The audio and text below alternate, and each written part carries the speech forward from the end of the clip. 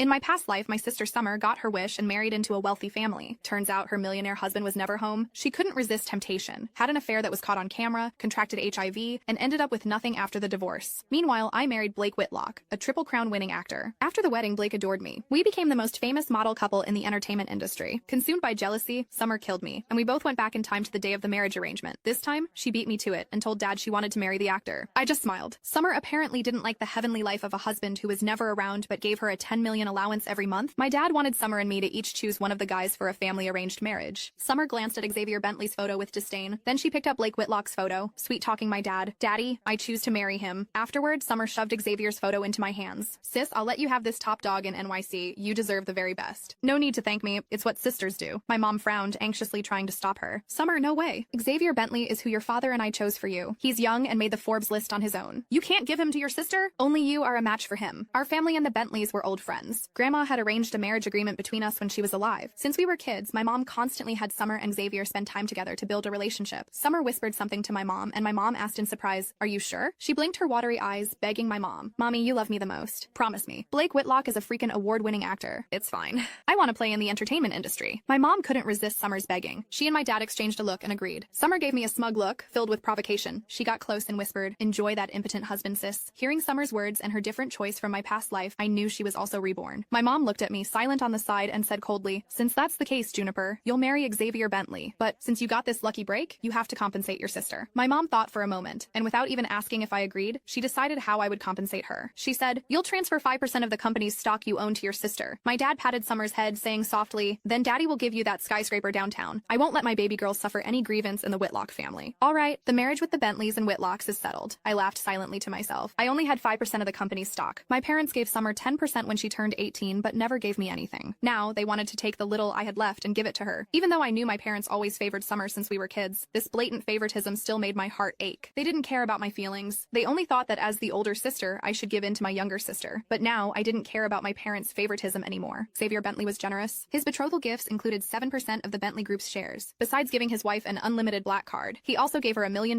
monthly allowance. This time, Summer insisted on choosing Blake Whitlock and throwing Xavier Bentley at me. I laughed. Summer didn't like the heavenly life of a husband who was never home but gave her plenty of money. She wanted to switch our happy lives. My pleasure, Xavier and I met once, and then we quickly got married. On the night we got our marriage license, I packed my bags and moved into Xavier's house. He lived on the top floor of a building in downtown NYC. I leaned against the floor-to-ceiling windows in a silk nightgown, watching Xavier expertly tie a Windsor knot. He was flying overseas tonight for a project, on our wedding night, and he wasn't sure when he'd be back. We both silently avoided mentioning a wedding ceremony. Xavier was aloof and noble. He looked at me with his deep eyes, his voice magnetic and clear.